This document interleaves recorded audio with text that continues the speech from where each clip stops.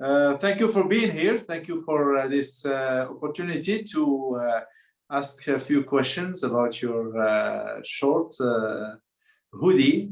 Hmm. And before we go into the business of asking you about this short, I'd like to just ask you if is this your first time you have some kind of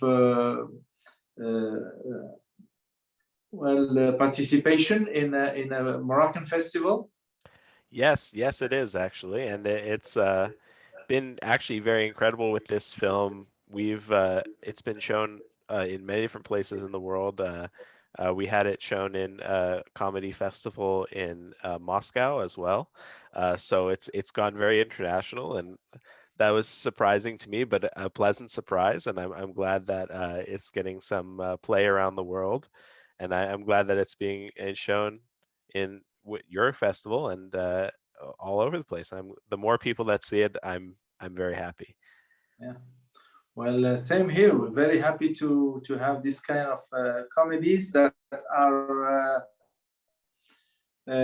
well. That I think a lot of people can relate to this type of comedies because it's something that happens all over the world. And I'll let you talk about it. What brought this idea to your mind or to your heart, or what made you decide to write this short movie? Well, I personally didn't come up with the idea. My good friend Chris Barecki wrote the original idea for this, and then he came to me because he wanted to do the cinematography for this movie, and he said, "You know what, Sean? I think that you're the perfect fit for to direct this." And I read the script and I absolutely loved it. And I thought, you know what, Chris, I'm going to help you make this movie. And together we sort of developed it, fleshed out the script, and really worked as a collaboration. So I think Chris should definitely get the credit for the writing, but we definitely work together. We work great together, and our chemistry, I think, brought a lot to the story and really helped bring it alive. Okay, but Sean, you mentioned that he came to you as a cinematographer. Are you basically a cinematographer before being a, director? Yes, so I'm a cinematographer first, a camera person first, but I do really love to direct when it's something that I can be passionate about, and especially when I get to work with my friends. So yeah, I guess it's yeah, I would say I'm a cinematographer first, but I think that I still have a really strong passion for directing. I love working with actors, and I think that's something that sometimes you miss out on as a cinematographer. You don't really get to um, talk directly with the actors as much, and I think that that's a really special part of making films. So I do like to direct when I can. And tell us about the challenge of directing this short. What did you face any challenges to do it? I mean, it was very we worked in some very cramped spaces, um, in terms of some of the shots that are in the house and stuff like that, and on a tight schedule. So we had to get a lot done, a lot shot for this film. There's a lot of different locations, and we only had like 3 days to do it. And one of those days was an overnight shoot at the laundromat that you see in the movie. And so we had to wrap the day before that at a reasonable time so everyone could get some sleep before the next shoot day. So yeah, there was definitely a tight schedule, tight, cramped space for a film crew to be in, but we made it work. Was really proud of all of the crew on this one because they really came together, and took on the challenges and were working very professionally. So I have to thank them, and I have to thank also Chris's family, Chris Brecky's family, because they let us use their house. Otherwise, we would have been very hard for us to get a nice location that looks as great as his house does. So I'm really happy about that. And how about the actors? The two main actors. How did you make those choices about these two persons? And tell us about it a bit. Well, yeah. So that was interesting. Our leading lady, we found her. We cast through over the web through a casting portal, and we had her come in, Jessica come in, and she was incredible. Like right away when I saw her, even when I watched her reel before we had her come in, and I was like, I think this is the one, but I'm gonna wait to see how she reads our script, and we'll make sure that it's right. And then she came in, and she has a lot of sketch comedy experience, and I could tell right away that she was the best fit for this role.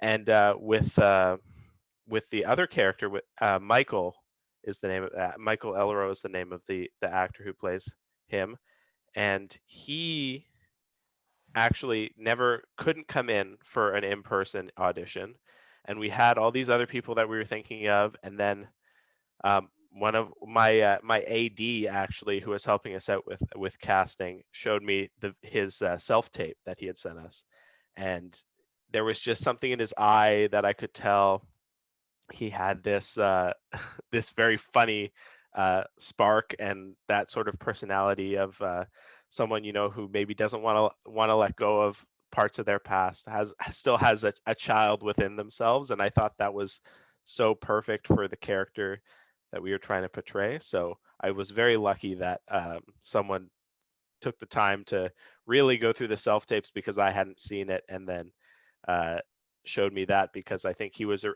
real find, and I'm so glad that we used him in the film.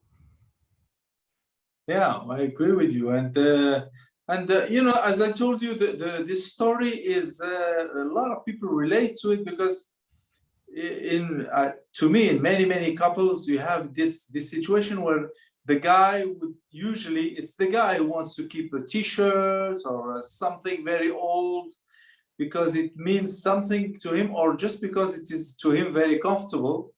Mm-hmm. When the girls are more keen to, the opposite. Would you imagine the opposite, where a guy would ask his girlfriend or his wife to throw away something he doesn't like anymore?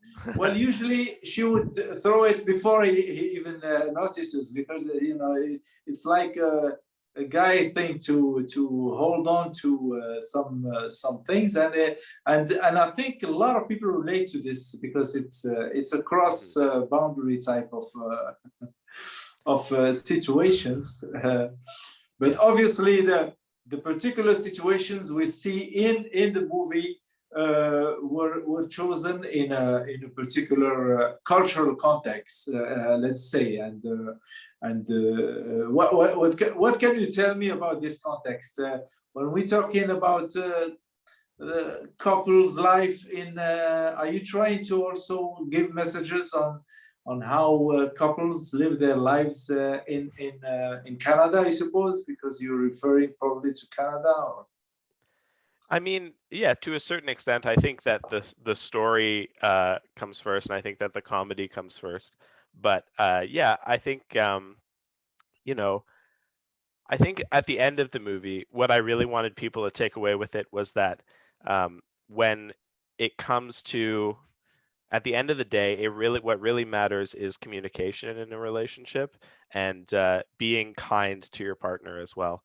So I think at the end, when there's this real theme of accepting it, because we go to the point where the guy is almost ready to throw away, and then we see this beautiful conclusion where his partner comes in and says, you know what, it's okay, because I know how much it means to you, and I've thought about it, and I know how much it means to you. And I think that that's really what we wanted to nail home, was that that sort of understanding and communication. And yeah, sometimes it seems like, oh, you're just being childish or whatever, but there's usually a deeper meaning behind something like that, especially if it's some old item from your past that you want to hold on to.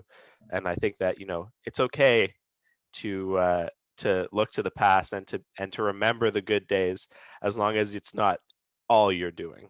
So yeah, I think that's what we really wanted to say with the film. I